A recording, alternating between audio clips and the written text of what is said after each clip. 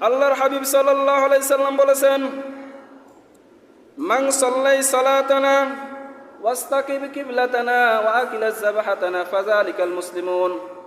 যে ব্যক্তি আমাদের মতো নামাজ আদায় করে, যে ব্যক্তি আমাদের কিবলাকে কিবলা মানে, যে ব্যক্তি আমাদের জবাইকৃত পশু খায়, সে মুসলিম। সুবহানাল্লাহ বলুন।